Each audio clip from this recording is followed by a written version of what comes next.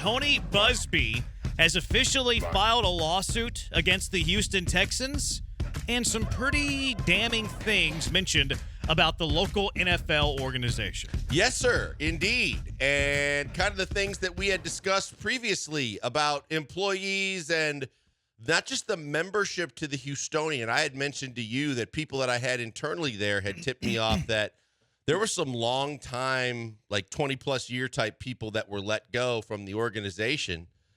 And it turns out that in part it might have been because they were taking the massage tables from NRG over to the Houstonian once one Jack Easterby and others helped facilitate a membership for Deshaun Watson at the Houstonian.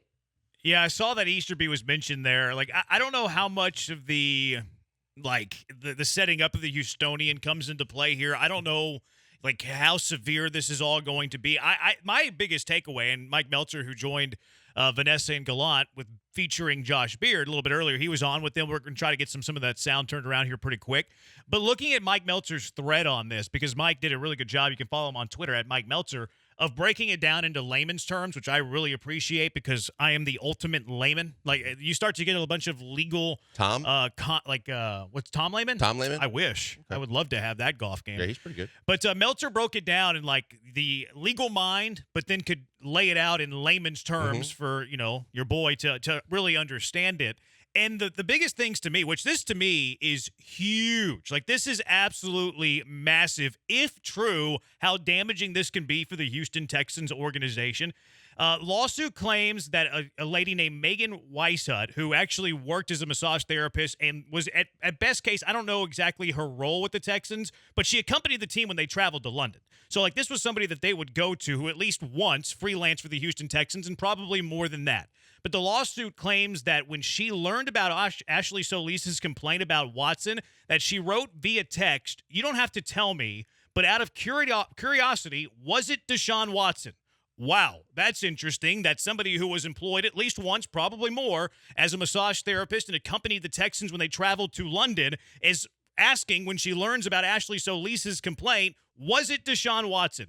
Also, that text per the lawsuit was sent in March 2020. Think about that for a second. March 2020 is whenever she intended to reach out to the Texans to advise them of the situation. Per the lawsuit, this means that the Texans were on notice of Watson misconduct as early as March 2020.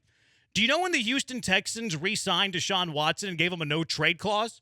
September of 2020, a few months later. So the Houston Texans, if this is true, what Tony Busby is alleging, they knew of this about Deshaun Watson and were on notice March 2020 and locked him up September 2020.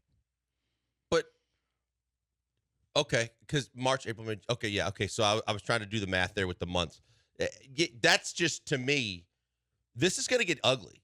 And then the other question then becomes, from the standpoint of when the league gets involved, this is such a bad look image-wise across the board and it's not going away. It's getting worse, obviously, and the attention brought by it every single day is nothing but damaging and negative. Jack Easterby is front and center in at least one part of this as it relates to getting Deshaun hooked up at the Houstonian. You wonder if there isn't going to be ramifications for a guy that otherwise seems to be the one guy that every Texan fan would love to get rid of, but knows there was no chance of him ever going anywhere. This may be the one way that something could happen to him too. Hey guys, back to the video in just 1 minute. Before that, I want to tell you about Fitz Roofing. Fitz Roofing is dedicated to the loyal people of Houston, Texas. That means if you got a leaky roof or need a full roof replacement on your business or your home, or you want to get something done around the yard or maybe something around the house, they have the best warranties in the business, the best ratings, and the best service. They're going to take care of you every step of the way. Fitz Roofing, making a difference one home at a time. To me, this is bigger than Jack Easterby. Oh, it is.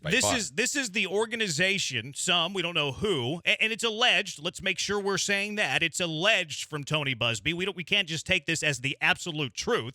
We're just telling you what is in the lawsuit filed against the Houston Texans. But this is bigger than Jack Easterby. Like, this is Jack Easterby being like a heavy for the Houston Texans. Like, this is Jack Easterby being part of the mob and the mafia of what the Houston Texans are doing. This is organizational. This is bigger than Jack Easterby. This is the Houston Texans having information, according to Tony Busby. And again, it is alleged about in March 2020, that they were on notice about Deshaun Watson's behavior, his behavior of sexual misconduct from a lady who was a massage therapist that at least once worked for the Houston Texans and traveled to London when the Houston Texans played their London game. And as soon as she heard about Solis filing a claim against the Houston Texans, you don't have to tell me, but out of curiosity, was it Deshaun Watson? Why is she asking that question? Because she has some intel about Deshaun Watson. Yeah. And here's the thing, Jeremy. It's a dirty little secret throughout sports that teams do this all the time. Some are willing to cross the line a lot further than others. But with personal experiences and otherwise, talking to people that I know within sports, it used to be the norm, and it used to be like no big deal, like just another day that ends in Y. And now you're seeing more and more because of the blatant, gross missteps and completely just the way that it has been taken advantage of and people have been taken advantage of because of it. It's coming out more and more. You look at what's still going on with Dan Snyder in Washington and the fact that is just a decade or more of just grotesque behavior by an organization.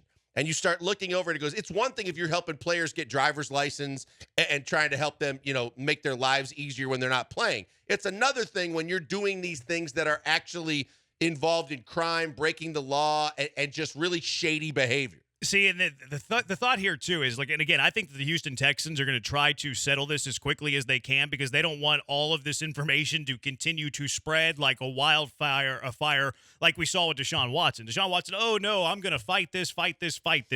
And, look, it takes two to tango with the settlements, and I think settlements are a lot harder than some people it's not a layup. It's not just something you can roll out of bed and do. It's a pretty complicated thing.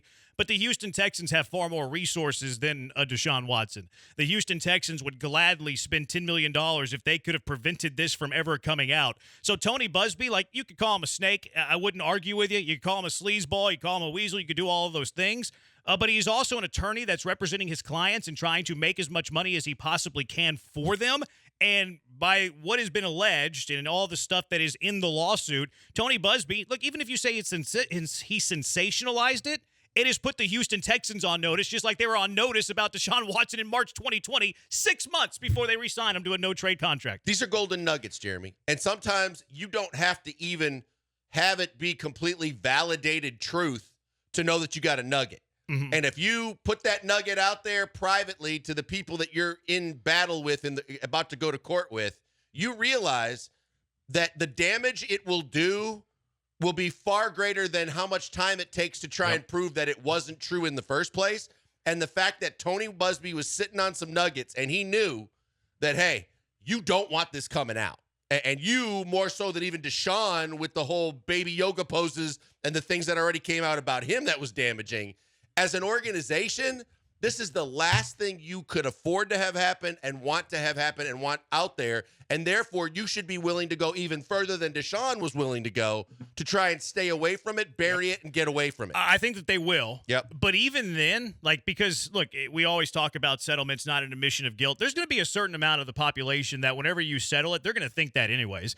Is it legally an admission of guilt? No, it's not. But as soon as you settle, a lot of people are going to think that. So, the court of public perception, right? Yep. The court of public opinion.